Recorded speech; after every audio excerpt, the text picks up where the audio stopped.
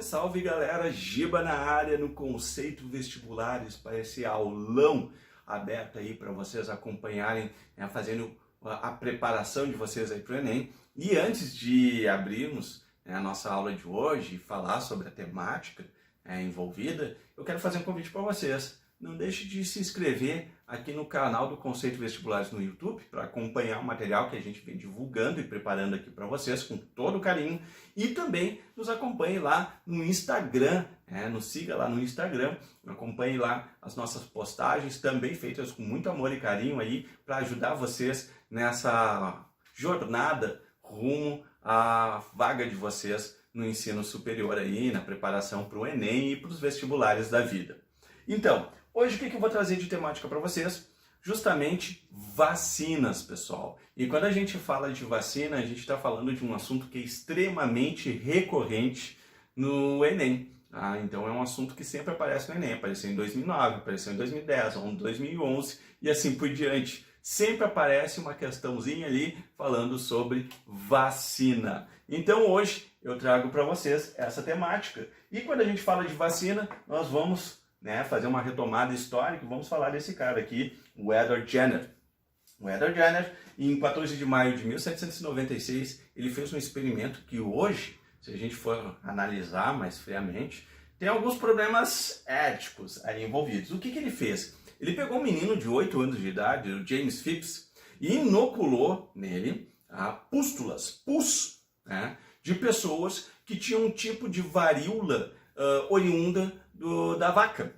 Pessoas que ordenhavam vacas, ele observou isso antes, pessoas que ordenhavam vacas acabavam desenvolvendo pequenas feridas purulentas nas mãos, oriundas de um tipo de varíola que acomete o gado, no caso as vacas. E essas pessoas acabavam também desenvolvendo, mas era uma varíola benigna, ela não causava grandes problemas para essas pessoas. E ele observando essa relação de imunidade, que essas pessoas se tornavam imunes à varíola humana, ele pensou, então, e se eu inoculasse essas pústulas, esse pus ali numa pessoa e depois colocasse essa pessoa em contato com a varíola humana? Será que ela também iria adquirir uma imunidade contra a varíola humana? Bom, e foi isso que ele fez. Pegou esse pobre menino aqui, o James Phipps, de 8 anos de idade, e introduziu o pus retirado das pústulas de Sarah Nelmes,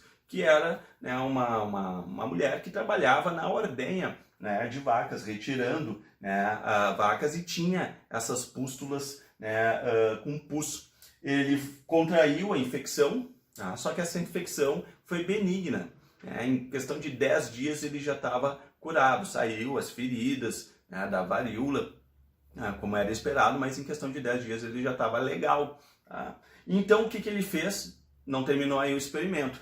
O Jenner pegou esse mesmo menino e inoculou nele pus de pessoas que tinham varíola humana, para ver o que ia acontecer com esse menino. E ele observou justamente que o menino estava imune à varíola humana por conta disso. Voilá! Nós temos a primeira descrição de um caso de vacinação. Porém, a gente deve ter em mente que esse processo de imunização, muito parecido com a vacina, aqui inventada por Edward Jenner, ela já é bem antiga, pessoal. A gente vai ter aí processos feitos ali na China, onde se aspirava pó oriundo de pus, então a pessoa aspirava esse pó para adquirir imunidade. Então tem uma série de procedimentos já descritos antes, até descritos como um processo que a gente chama de variolação. Aqui nesse caso é diferente, porque o Edward Jenner ele vai inocular com uma agulha justamente um material contendo o agente infeccioso, no caso o agente infeccioso da varíola bovina, que acaba conferindo imunidade à varíola humana.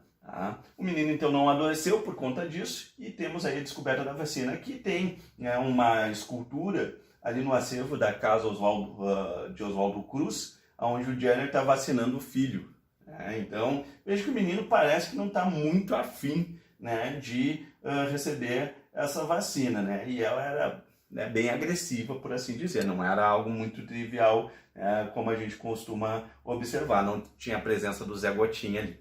Tá? Então, temos aí Edward Jenner, em 1796, inventando a vacina. Mas, para a gente falar de vacina, é interessante a gente entender um pouco como funciona o nosso sistema imune. Então, vamos falar, do sistema imune. A resposta imune, nosso sistema imune, ela é basicamente, uma música do Metallica, né? Search, Seek and Destroy. Então a gente tem células que fazem varreduras, pelo nosso corpo em busca de estruturas, de moléculas estranhas, para daí destruir essa molécula estranha ao nosso corpo. Então a gente tem algumas fases, da resposta imune interna, que são 4 passos básicos, por assim dizer. O primeiro seria a detecção e identificação da substância estranha. O segundo passo, comunicação com as outras células, do nosso sistema imune para reunir e organizar uma resposta a esse agente invasor. Recrutamento, no terceiro passo, recrutamento da assistência e coordenação da resposta entre os participantes, entre as células do nosso sistema imune. E, por último, número 4, destruição ou supressão do invasor.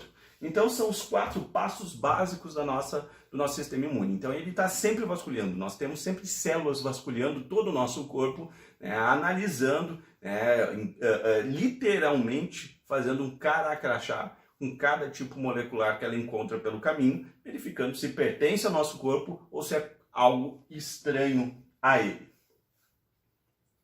Alguns conceitos são importantes da gente levar em consideração aqui dentro dessa temática. O que são antígenos? O que são anticorpos? O que são citocinas? Então vamos lá. Antígenos, pessoal. Antígenos é toda a molécula estranha ao nosso corpo. São moléculas biológicas, estranhas ao corpo, que estimulam a produção de anticorpos. Então esses são os antígenos. Anticorpos, também conhecidos como imunoglobulinas. Aparece o IG quando tu faz aqueles exames de sangue. Então tem o IgG, o IgM, agora em tempos de Covid, a gente fala ali daquele exame de farmácia, do Covid, que a gente verifica ali a presença de IgG, IgM ou dos dois, nesse caso. Vou falar um pouco mais para frente na nossa aula a respeito de Covid para vocês. Então, anticorpos ou imunoglobulinas, proteínas específicas para cada antígeno, com que um corpo tenha entrado em contato. Ou seja, nós desencadeamos uma resposta imune e essa resposta imune ela tem uma certa afinidade, uma certa especificidade, justamente por conta desses anticorpos a um determinado tipo de molécula, a um determinado tipo de antígeno. E as citocinas? Citocinas são moléculas sinalizadoras. Então, quando as células lá da linha de frente do nosso sistema imune encontram um antígeno, um agente invasor, ou detectam algum tecido que sofreu algum tipo de lesão, elas vão liberar sinalizadores químicos, que são as citocinas, e que vão indicar, então, para que as demais células do nosso sistema imune migrem e vão em direção àquela localidade, aquele local onde está ocorrendo um processo de ferimento, de invasão de determinadas substâncias ou a presença de um determinado agente, um antígeno estranho ao nosso corpo. Então, antígenos, anticorpos e citocinas são palavras, conceitos bem importantes, chaves aqui para a gente entender. Conforme eu tinha comentado com vocês, a relação entre um antígeno e um anticorpo é de especificidade. É praticamente um evento de chave e fechadura. Então, a gente tem a cada evento de um novo invasor ao nosso corpo, a gente vai ter um novo reconhecimento e uma nova produção para um anticorpo específico a esse invasor. Então, existe uma alta especificidade. As células que vão produzir os anticorpos são linfócitos. No caso, os linfócitos B, que quando maduros são transformados em plasmócitos e liberam, então, os anticorpos específicos a cada tipo de invasor, a cada tipo de antígeno. Temos diferentes tipos de imunoglobulinas, de anticorpos. Nós temos, por exemplo, o IgG. O IgG está muito vinculado às invasões virais, a toxinas. Ele tem uma alta especificidade, ele é bem específico. Nós vamos ter o IgE. O IgE ele vai estar envolvido justamente no reconhecimento de parasitas, né? Então, quando tem algum tipo de verminose ou de reações alérgicas também, a gente tem o IgE se manifestando, sendo produzido. O IgD ele é interessante porque ele é um anticorpo que estimula, né, a proliferação de plasmócitos que vão produzir mais anticorpos. Então eles ativam, melhor dizendo, os linfócitos B para maturarem, né, e se transformarem em plasmócitos. Vamos ter o IgM. O IgM é um dos primeiros anticorpos que é produzidos quando a gente tem contato pela primeira vez com o invasor, com o agente invasor, que daqui adiante eu vou começar a falar somente antígeno. Então esse agente diferente, antígeno. Então o IgM é um dos primeiros anticorpos a serem produzidos pelas nossas células de defesa. E nós vamos ter o IgA. O IgA ele vai estar amplamente, né, tem uma distribuição muito grande, né, uma presença muito grande, melhor dizendo, na mucosa. Né? Então, principalmente nas mucosas que revestem os nossos orifícios da boca, nós temos a mucosa do trato respiratório com bastante IgA, nós vamos ter do gastrointestinal e ele vai ter como função justamente, né, atacar esses anticorpos. Então, eles acabam agindo contra agentes virais, bacterianos, enfim, né, fúngicos.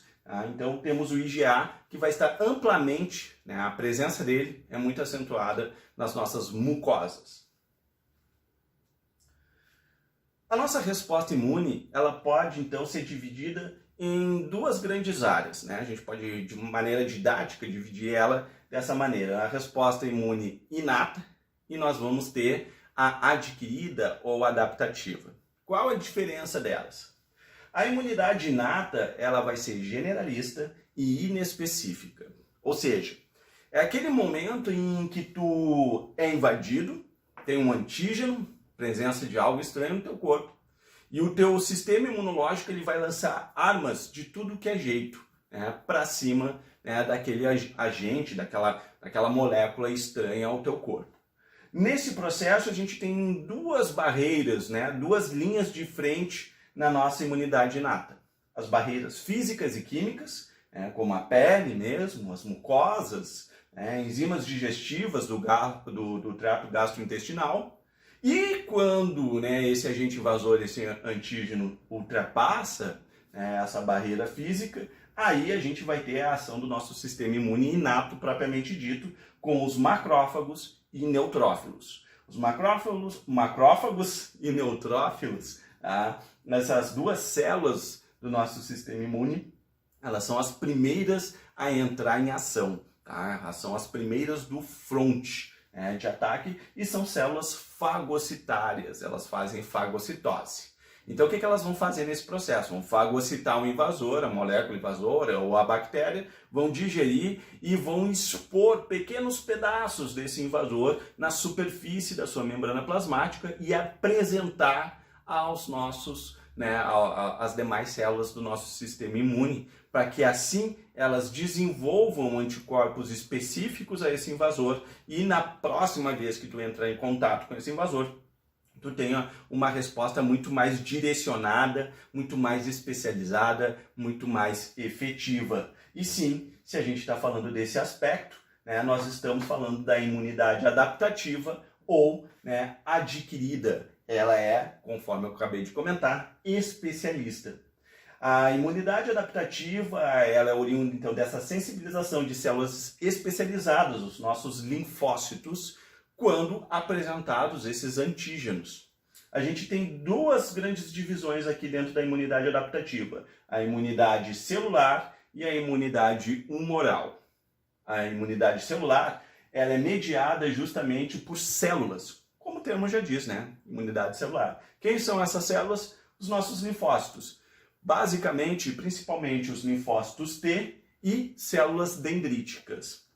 Então são células funcionais que vão lá e vão desencadear a resposta de defesa do nosso corpo, linfócitos T e dendríticas. E nós vamos ter a imunidade humoral. Essa é uma imunidade humoral, humor que vai estar falando então da parte líquida, né, ela é uma resposta mediada pelos anticorpos, tá? Então, que são as imunoglobulinas, conforme eu já tinha apresentado para vocês, né, e elas são produzidas pelos linfócitos B, que são maturados em plasmócitos, se diferenciam em plasmócitos e produzem os anticorpos. Tá? Então essas duas grandes divisões aqui são interessantes da gente lembrar. Tá? A nossa imunidade adaptativa ela está dividida entre a imunidade celular, linfócitos T e células dendríticas, e imunidade humoral, anticorpos. Quem produz os anticorpos? Linfócitos B, que se diferenciam em plasmócitos e que daí vão produzir os anticorpos. Tranquilo?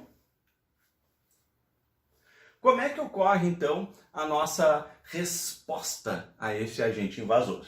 Então, a gente vai ter uma primeira resposta imunitária, que a gente vai chamar, então, de resposta imune primária.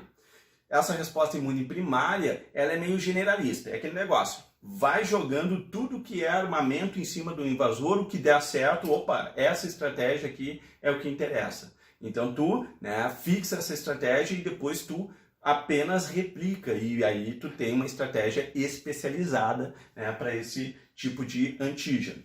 Como é que ocorre isso aqui? Então nós temos aqui a exposição ao antígeno, que vai desencadear então uma expansão clonal de linfócitos, né, de células lá do nosso sistema imune, e uma resposta imunitária. Tá? Então, na primeira exposição ao antígeno, né, os linfócitos virgens, ou seja, que não reconhecem, que não conhecem aquele invasor, eles vão se reproduzir. Tá? A gente tem ali uma linhagem clonal ali, eles vão se reproduzir, uma expansão clonal. E durante esse processo de expansão clonal, nós vamos ter dois grupos de células que a gente pode delimitar aqui, que vão ter funções diferenciadas. O primeiro grupo de células vão ser as células efetoras, ou seja, aqueles linfócitos B que vão se transformar em plasmócitos e produzir, então, secretar anticorpos contra esse antígeno específico. Já o segundo grupo de células, oriundos dessa expansão clonal aqui, sucessivas mitoses, que vai acontecer aqui, o que vai acontecer? Nós vamos ter essas células sendo encadeadas a se transformarem em células de memória. E sim, a gente está desenvolvendo aqui a nossa memória imunitária, a nossa memória imune. Então, é um sistema que vai então permitir que, quando a gente tenha um novo contato com esse antígeno, a gente então acabe tendo um grupo de células que vão se dividir, fazer então uma expansão clonal, mas elas já vão produzir aquele anticorpo específico, ou seja, vai ser muito mais eficiente este ataque. A gente pode ver nesse gráfico aqui a resposta imune primária e a concentração de anticorpos. Aqui é um tempo em semanas, então uma questão da primeira exposição, primeira semana, segunda semana a gente tem um pico de anticorpos aqui no nosso plasma, a concentração plasmática desses anticorpos. Então vejam o padrão, tem esse pico e depois diminui. Agora, o que acontece? Se eu for exposto novamente a este antígeno, eu vou ter uma resposta imune secundária. E o que vai acontecer? Quando essas células de memória são reexpostas, ou seja, elas têm contato novamente com esse antígeno específico, elas vão ter uma expansão clonal novamente, mas vai ser muito mais rápido. E elas vão produzir, então, anticorpos específicos contra aquele agente invasor, contra aquele antígeno. Então, a gente vai ter muito mais plasmócitos que vão produzir anticorpos especializados, e a partir daí a gente tem uma resposta imune muito mais eficiente, muito mais ativa nesse processo. Então nós temos aqui, olha só o gráfico aqui, concentração de anticorpos, resposta imune secundária, o como é muito mais eficiente na questão de concentração no nosso plasma sanguíneo desses anticorpos aqui, oriundos de uma segunda exposição. Então vejam que rapidamente, não demora nem algumas semanas, na segunda exposição, rapidamente a gente já tem a expansão, a concentração desses anticorpos bem acentuada. Então, resposta imune secundária eficiente, especialista. Então, rapidamente, a gente tem aí a eliminação desse antígeno, deixa a gente invasor. Nesse gráfico, que é um gráfico muito clássico, né, que costuma apresentar nas questões de Enem e até mesmo nos vestibulares da vida, né, o que a gente tem? Os níveis de anticorpos, como a gente acabou de ver, que eu estava mostrando naqueles gráficos aqui do canto, tá? Só que agora foi feito o quê? Foi sobreposto, né, esses dois gráficos. Então, o que a gente observa? Quando a gente tem o primeiro contato com o agente infeccioso, com o antígeno, nós temos uma resposta primária, e essa resposta primária ela não é específica, ela é inespecífica, e a gente tem uma grande produção de IgM aqui, a imunoglobulina, anticorpos do tipo M, IgM aqui na resposta primária, e depois, logo em seguida, com a expansão clonal e com a especialização, né, desses linfócitos B para produzirem esse anticorpo específico, nós temos o aparecimento do IgG. O IgG, então, ele tem uma maior especificidade do que o IgM. Tá? Isso na primária, mas veja que o IgG vai aparecer tempos depois da exposição ao antígeno. O que acontece? É eliminado esse agente invasor, mas se tu entrar em contato de novo com ele, se ele aparecer de novo na tua vida, esse antígeno, tá? O que vai acontecer? Olha como fica diferente o padrão da curva. Nós vamos ter uma resposta secundária, onde ela vai ter como principal anticorpo produzido o IgG, que é muito específico, alta especificidade, muito eficiente, e olha a concentração, o nível de anticorpos no plasma. Tá? Vai ser muito maior do que as concentrações que a gente encontra na resposta primária. Temos produção de IgM? Também temos produção de IgM, mas em menor escala do que quando a gente tem a resposta primária. Então, na resposta secundária, quem prevalece, né, é o IgG. Na resposta primária, quem prevalece vai ser o IgM inicialmente e só depois aparece o IgG. Certo? Então, agora a gente pode começar a falar, né, propriamente dito, da nossa temática, sobre vacina. Tá? Mas antes de falar sobre vacina, existe algo muito importante que a gente tem que saber diferenciar para a hora da prova. Né? A diferença entre o que é um soro e o que é uma vacina propriamente dita. Então, soro. Tá? O soro ele vai desencadear o que a gente chama de uma imunização passiva. Tá? Então, por quê? Porque tu coloca anticorpos já no organismo. Né? Tu coloca os anticorpos todos prontinhos e específicos contra aquela toxina, contra aquele antígeno, né? Que a pessoa então acabou, né, contraindo, acabou se infeccionando, né, contaminada com aquele antígeno. Então tu já coloca os anticorpos vão lá e eliminam um antígeno. Então por isso que a gente chama de passivo. Então o sistema imune não faz nada. Por conta disso, ela não induz memória, pessoal. Então isso é importante, o soro é passivo, não há indução de memória, nós temos a constituição dos soros, dos anticorpos, né? É de curta duração, porque anticorpos são proteínas. Aqui é um detalhe bem interessante, bem importante de vocês lembrarem, porque pode vir uma conversa lá com a parte de citologia, com parte de biomoléculas, as macromoléculas, falando de proteínas, por exemplo, as proteínas então são estruturas, né, são macromoléculas constituídas, né, de aminoácidos, vários aminoácidos ligados um com o outro, ligações peptídicas. Então, os anticorpos, as imunoglobulinas, são proteínas, pessoal, tá bom? Lembra disso. Então, o que vai acontecer? Essas proteínas, com o tempo, acabam desnaturando, acabam degradando e desaparecem do nosso corpo. Então, quando tu coloca o soro para dentro do nosso corpo, ele não permanece lá para sempre. Ele vai degradar com o tempo. Então, por isso que o soro é de curta duração. Se tu for novamente infectado por aquele agente, tu vai ter que tomar novamente o soro contra aquele antígeno. A gente vai ter ali o soro natural, que a gente pode encontrar, por exemplo, imunização passiva natural, né, o leite materno, e a imunização passiva artificial, que é o soro que a gente está conversando aqui. Tá? E aí a gente vai ter o soro antitetânico, por exemplo, que justamente vai ter anticorpos contra as toxinas, né, oriundas, né, que vão provocar o tétano. Nós vamos ter o antiofídico, né, que vão ser então anticorpos contra o veneno, né, de serpentes, caso a pessoa seja picada. Então tem aquela história, a pessoa foi picada uma vez, vai tomar o soro antiofídico. Soro antiofídico tem anticorpos, imunização passiva. Se ela for picada novamente, olha só, não induz memória. Então ela vai ter que tomar o soro de novo, tá? Para não morrer, tá? Não dar aquela leve falecida. Então, resumindo aqui, soro, imunização passiva, nós vamos ter a presença de anticorpos, não induz memória e é de curta duração. Já a vacina, a história é diferente.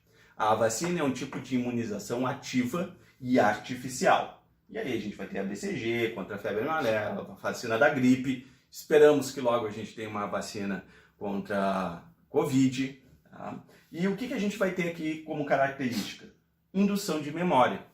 Então, na vacinação, a gente induz ao nosso corpo a produzir anticorpos específicos. A gente vai desencadear aquela relação de primeiro contato com o antígeno e depois, quando tu entra em contato novamente com o antígeno, mas agora de verdade, tá? Aí tu vai ter células especializadas, tu vai ter uma resposta especializada contra esse agente invasor. Tá? Então a vacina, ela induz a geração, né, de memória imunológica. Constituição, olha só, antígenos. Então na vacina, tu coloca o antígeno no corpo da pessoa. O quê? Tu coloca a doença na pessoa? Exatamente. Só que, claro, a gente tem diversos tipos de vacinas hoje, a gente tem diferentes tipos de tecnologia, então a gente pode colocar pequenos fragmentos desse micro-organismo que gera a doença, né, que ocasiona a doença, então pequenos pedaços, né, do vírus ou vírus atenuado. Eu vou falar um pouquinho mais sobre isso com vocês. Por conta disso, da vacina induzir uma memória imunológica, a vacinação ela desencadeia então um evento de longa duração. Então, claro, existe alguns tipos de vacinas em que tu depois de 5 anos, 10 anos, tu tem que tomar uma nova dose, porque tu acaba perdendo, né, essa memória aí. Mas, mesmo assim, ela é de longa duração. Ela não é algumas semanas ou às vezes alguns meses, no caso do soro, pode acontecer no máximo. Então, ela vai ser já de longa duração. São anos, né, de proteção, porque ela desencadeia, né, a memória imunológica. Uma forma, então, de imunização ativa, natural, é tu contrair a doença. Tá? Essa é a forma natural. A forma artificial é a vacina, que é justamente a temática que a gente está trabalhando nesta aula. Então, conforme eu tinha comentado com vocês, né, a vacina nada mais é do que tu colocar o agente infeccioso em contato com o teu corpo para que o teu corpo, então, reconheça esse agente infeccioso e aí acabe, né, gerando células de memória, uma memória imunológica, que daí, quando tu for ter novamente um contato com esse agente infeccioso de verdade agora, a tua resposta imunológica ela seja muito mais eficiente e bem direcionada, com anticorpos específicos contra aquele agente invasor. Por isso, toda a vacina é feita com parte do micro-organismo que causa a doença, no geral uma proteína, ou de um micro-organismo inteiro, só que dessa forma enfraquecido, para ele não ocasionar a doença. Nesse processo. Até em alguns casos tu sente, a vacina da gripe, algumas pessoas dizem que sente dor no corpo, parece que ficam gripadas, dá uma leve febre, mas não quer dizer que a pessoa ficou gripada. É a nossa resposta imune, ou seja, porque está funcionando. Se aparecer depois desse tempo, no meio, nesse intervalo depois da tua vacinação, aparecer o vírus de verdade, tu nem vai sentir que tu foi infectado pelo vírus, porque no momento que ele entrar no teu corpo, teu sistema imune vai reconhecer, as células guardas do sistema imune vão reconhecer esse antígeno e já vão saber toda a estratégia para eliminar ele. Ou seja, vão saber qual tipo de anticorpo que é o específico e é o eficiente, e vai produzir bastante desse anticorpo e elimina rapidinho, não dá tempo nem de dele piscar dentro do teu corpo. Bom, então, partes do micro-organismo aqui, no caso, enfraquecido, ela é fabricada a partir disso, vai induzir, então, o nosso corpo a produzir anticorpos específicos, né, a esse antígeno que está presente na vacina, e quando a gente tiver contato com um antígeno de verdade, com um micro-organismo de verdade, essa resposta vai ser muito mais eficiente. Temos diferentes tipos de vacina, então. A gente pode ter as vacinas feitas, então, com os micro-organismos inativados, então, que a gente vai dizer, né, vacinas inativadas, como o da gripe, cólera, peste bubônica, pólio, hepatite A e B e raiva. Então, nesse caso, olha só que é o desenho. Tá? A gente tem um vírus inativado. O que acontece? Se a gente for olhar lá dentro do vírus, ele está oco. Não tem o material genético dele. Então, o que vai acontecer? Tem ali somente a capinha, com as proteínas, né? Com as proteínas do envelope ou do capsídeo, está ali presente. Tá? Mas por dentro dele não tem o material genético, logo não vai ter como se reproduzir. Porém, como essas proteínas do envelope ou do capsídeo desse vírus são coisas estranhas ao nosso corpo, é um antígeno, as nossas células do sistema imune, células B, por exemplo, os linfócitos B, vão lá, vão pegar, vão olhar, isso aqui é diferente do meu corpo, coisa estranha aqui. Então já gera anticorpos, tá? Já gera anticorpos efetivamente, são meio bobinhos, né, nessa história, né? Estão sendo enganados, mas é como funciona nesse caso. Vão gerar anticorpos, vão gerar células de memória contra essas proteínas que estão presentes, né, na estrutura do vírus. Quando o vírus de verdade aparecer na jogada, tá, com o material genético dele, os nossos anticorpos, as nossas células do sistema imune vão reconhecer a estrutura viral e muito rapidamente já vão desencadear o ataque, né? Um ataque bem eficiente, gerando anticorpos específicos contra esse vírus. Logo, ele não vai ter tempo de se replicar, tá, nesse processo. Então, essas são os tipos de vacinas do tipo inativados. Tu coloca lá o vírus oco, sem o material genético dele, tá? Somente a casquinha dele. Vamos ter as atenuadas. No caso das atenuadas, a gente vai usar os micro-organismos vivos, tá, ou atenuados nesse contexto. Tá? Então, o que vai acontecer? A gente vai lá no laboratório, né, os biólogos, os pesquisadores, né, vão lá em laboratório e vão retirar alguns genes, algumas partes da informação genética desse vírus, fazendo com que ele não tenha uma eficiência no processo de proliferação no corpo de uma pessoa, quando, né, ele entrar. Então essas mutações, essas modificações genéticas na informação genética do vírus, tá, faz com que ele fique atenuado. Ele não tem todo o potencial de ação dele. Então a maioria é viral, mas a gente vai encontrar, né, algumas vacinas atenuadas bacterianas. O exemplo, a febre amarela, sarampo, catapora, cachumbo, rubéola e do tifo bacteriana. Tá? Do tipo bacteriano é atenuado. Tem um micro-organismo, tá vivo ali, tá beleza, só que tá faltando pedaços dele. Ele não é eficiente, ele está atenuado. Existe um perigo aqui, existe uma desvantagem. Perigo não, uma desvantagem. Pessoas que têm problema no sistema imune, né, estão imunodeficientes, né? Então, se tu aplicar essa vacina atenuada, pode dar algum problema mais grave para ela, mais severo. Tá? Então, pessoas que estão debilitadas, elas podem ter algum problema quando elas recebem esse tipo de vacina atenuada. Geralmente se aplica em pessoas que estão em um quadro legal de saúde e em adultos, tá? Esse tipo de vacina. Toxoides, né? Vacinas do tipo toxoides. O que seria isso? São compostos tóxicos inativados dos patógenos. Então existem algumas bactérias, por exemplo, que produzem determinadas substâncias que são tóxicas, né? Como no caso do tétano, da difteria, né, que ocasiona a doença propriamente dito. E aí o que a gente faz em laboratório, pessoal? A gente vai lá, pega essa toxina e tira, aqui vamos dizer assim, ó, essa aqui é a toxina, tá? Então tem essas peças aqui, então tem a porção da toxina, que é esse vermelho aqui, essa parte aqui, porção da toxina, né? E a gente tem as outras partezinhas que a gente vai chamar de determinantes antigênicos. Tá? O que isso significa? São aquilo que caracteriza, né, esse antígeno propriamente dito, e essa porção que efetivamente é tóxica. Então a gente modifica quimicamente essa toxina, retirando a porção tóxica, né? A porção que efetivamente faz essa toxina fazer mal. E mantém somente os determinantes antigênicos aqui presentes. Então o nosso corpo vai reconhecer essa toxina, só que ele vai reconhecer por meio de uma vacina que vai gerar um toxoide. Então veja, aqui a gente tem a toxina. Aqui, nesse outro caso, depois da modificação, nós temos um toxoide. Então o toxoide é uma toxina modificada, então essa modificação faz com que ela perca a sua atividade, então, patogênica, por assim dizer. Exemplos, tétano e difteria, conforme eu tinha comentado com vocês.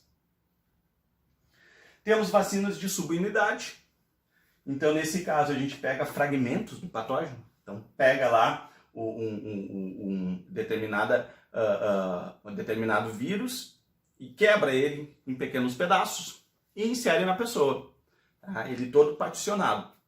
E aí, o nosso sistema imune vai reconhecer esses diversos pedaços, né, do antígeno, vai gerar uma resposta, uma memória imune. E quando a gente tem contato com o vírus propriamente dito, inteirinho, a gente vai ter ali, os pedaços dele já vão ser identificados, as partes desse vírus, por mais que esteja inteiro, vão ser agora identificados pelo nosso sistema imune, a gente tem uma resposta imune adaptativa, né, muito mais eficiente contra ele.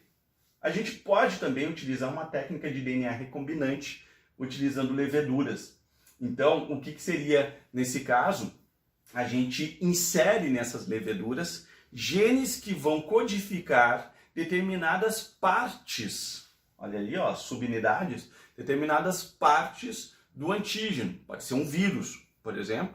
Então, tu insere na levedura, a levedura vai começar a expressar essa proteína viral, tu isola essa proteína viral e insere daí, né, vacina as pessoas e o sistema imune dessas pessoas vão reconhecer essa parte, essa subunidade do vírus. Claro, não vai ser toda uma estrutura que possa gerar algum efeito deletério, né? Mas vai ser uma parte significativa, uma parte chave, suficiente para que a gente gere uma resposta eficiente contra esse vírus. Então, quando a gente tem esses particulados virais e que desencadeiam uma resposta imunitária eficiente, ou seja, geram células de memória, para que a gente tenha uma resposta imune secundária, a gente fala em imunogenicidade, um imunogênico. Tá? O que é uma estrutura imunogênica? Aquela capaz de gerar uma resposta imunitária e gerar, então, células de memória contra aquele antígeno. Tá? Então, não adianta só tu botar lá um pedaço do vírus dentro do corpo da pessoa na vacina, se esse pedaço não gerar uma resposta imune, não for imunogênico, tá bom? Exemplos: hepatite B, o HPV, a gripe. A gripe, a gente utiliza então pedaços, né, dela, como a parte da neuroaminidase e a hemaglutinina. Então, pegando esses pedaços, né, do vírus da gripe, a gente expressa e inocula nas pessoas e dessa forma a gente tem aí, né, o desencadear da resposta imune adquirida, adaptativa contra o vírus da gripe. E por fim, nós temos as vacinas conjugadas. O que seria essa vacina conjugada? O nosso sistema imune ele tem uma dificuldade enorme de reconhecer antígenos de polissacarídeos. Sim, tipo de carboidrato, né, polissacarídeo. Então eles são pouco, olha só o termo, ó, imunogênicos. Não desencadeiam uma resposta eficiente do nosso sistema imune. Então o que acontece? Em laboratório, a gente faz uma gambiarra molecular. A gente pega esse polissacarídeo, geralmente são de bactérias, né, que tem então uma cápsula de polissacarídeo e com essa cápsula de polissacarídeo ela consegue enganar o nosso sistema imune. Tá? Então o que a gente vai fazer? A gente vai pegar esse polissacarídeo desse micro-organismo, né, pegar pedacinhos dele e vamos ligar a ele um pedaço então de proteína. A gente liga então proteínas aqui, ó. Então temos o polissacarídeo, essas bolinhas então, né, várias grudadas, então esse polissacarídeo, coloca uma proteína carreadora, liga essa proteína, então faz um conjugado. Tá? Faz um conjugado Tá? Só que daí tem um detalhe. Essas vacinas conjugadas, grande parte das vacinas precisam de uma entidade que a gente chama, né, de adjuvante. E o que o adjuvante faz? O adjuvante, ele aumenta, né, a relação imunogênica. Tá? Então ele acaba ajudando ao reconhecimento, nosso sistema imune reconhecer aquele antígeno. Bom, é um ajudante, por isso é adjuvante nesse caso. Aí geralmente a gente vê ali o hidróxido de alumínio, né, que é utilizado, alguns óleos minerais também podem ser utilizados como adjuvantes nas vacinas.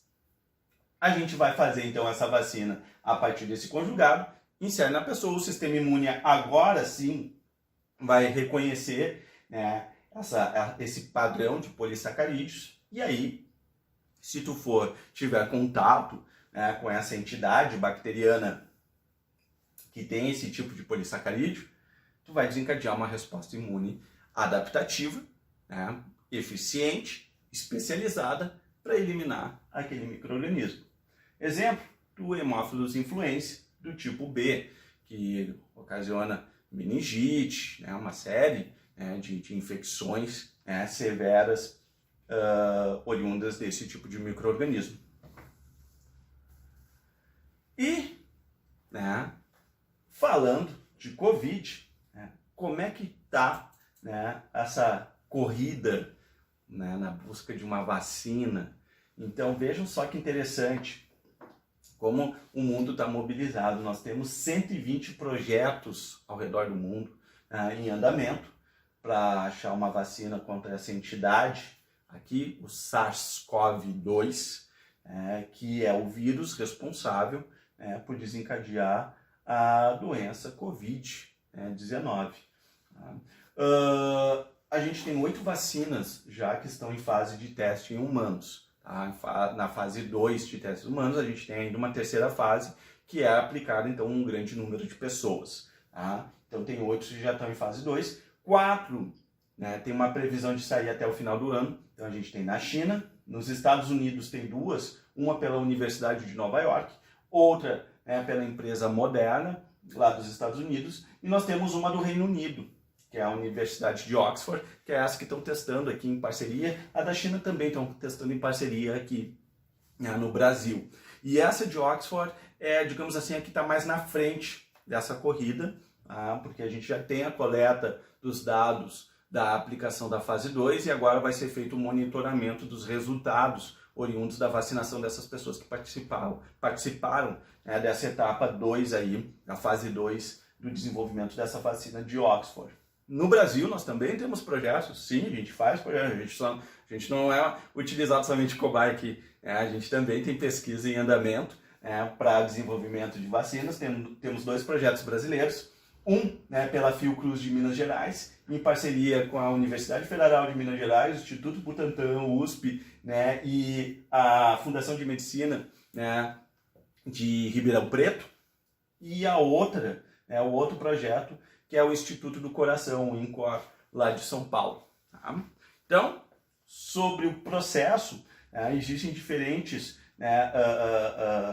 frentes existentes sobre o desenvolvimento de vacina, e a gente fica na torcida que logo, logo, algum desses projetos nos tragam uma esperança para que, ao longo do próximo ano, a gente tenha uma vacina eficiente, eficaz, que produza, desencadeie o processo de imunogênico adequado nas pessoas, e que a gente possa, a partir daí, pensar em restabelecer a nossa normalidade, seja lá isso o que for no nosso mundo, a partir da vacinação, da descoberta dessa vacina. Tá bom, galera? Então, era isso que a gente tinha para conversar a respeito de vacinas. Espero que vocês tenham curtido a nossa conversa aqui, esse aulão, esse apanhado geral sobre vacinas, tipos de vacinas, um pouquinho de sistema imune. Então, deixo aqui aquele forte abraço, um beijo no coração de vocês, e qualquer coisa, qualquer dúvida, prende no grito aí. Até mais, galera!